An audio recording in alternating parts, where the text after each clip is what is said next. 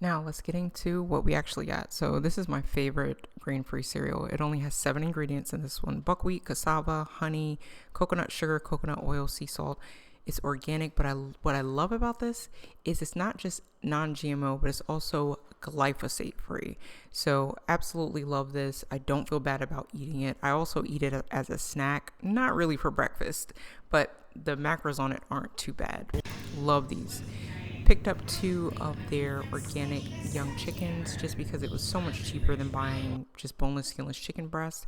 I picked up their grass-fed, 100% grass-fed and grass-finished. And this one has no animal byproducts and all of the things that I look for when I'm looking for meat. And then I picked up some of their chicken sausage, of course. I get 2 bags of this probably every couple of weeks. And then it just has really great ingredients. They're fully cooked. It's just an easy breakfast. My husband has to have his almond butter, and the organic one does taste significantly better than the one that's not organic. But we only started getting this, honestly, because it's only $1 difference now.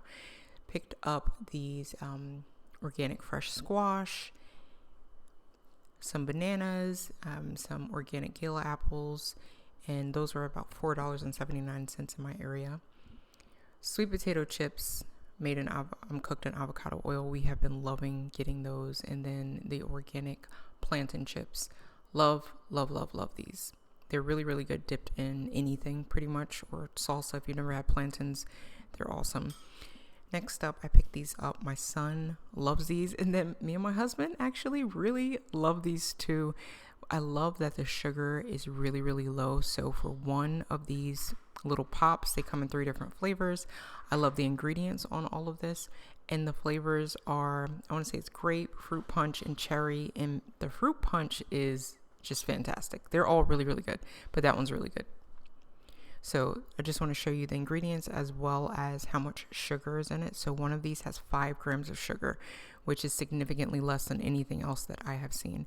Next up, I picked up this double pack that they have. It was $20 in my area. I picked up some organic frozen cherries, and I picked up some of their riced cauliflower. This is just such a great deal. You get so many in there, and it's just really, really high in vitamin C and fiber. I also picked up some sweet potatoes, some regular potatoes. Went into the deep freezer because I forgot to show you. I got those beef patties as well as green beans. And we absolutely love these grass-fed beef patties. I also picked up some frozen broccoli and some green beans. Next up, let's hop into this recipe. Okay, so we are working with 2 to 3 smallish, medium-sized sweet potatoes. And I'll show you what that looks like on our sheet pan. We have a half teaspoon of smoked paprika, a teaspoon of salt. Do this to taste. Whatever I don't use on the chicken, I'm going to use on the sweet potatoes. And then 1 teaspoon of ground oregano, 2 tablespoons of avocado oil divided. So 1 tablespoon is going to go on the chicken. The other tablespoon is going to go on our sweet potatoes. And then we are going to do some fresh cilantro. I'm going to chop up almost all of that. Save some for garnish. And then make sure that we're using it for our chicken. So those are our ingredients. So for our sweet potato nachos, I have just scrubbed and peeled some sweet potatoes, cut it into slices, and then I'm going to add it to a bowl with some avocado oil, and I am going to just toss it around in there. I have my oven preheated to 425 degrees, and I'm just making sure everything gets coated, as well as I'm going to add some seasoning. So I'm just going to add a little salt. You can add any seasoning you like, but this is really, it's going to get most of the flavor after you've cooked it with your chicken and all your toppings. So I'm just laying that on a parchment lined baking sheet, and I'm making sure that there's space in between each one. They are going to shrink down once those sugars start to cook, but I like to give them a little bit of space, so if they overlap, they kind of steam, which they're not terrible like that.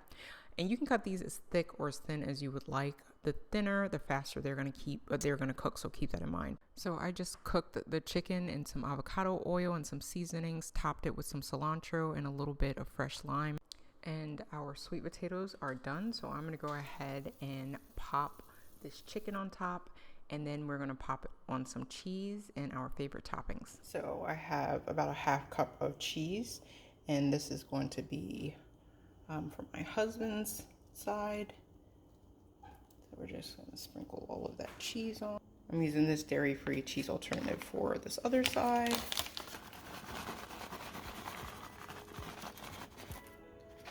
not a ton, just a little bit, just enough to top it.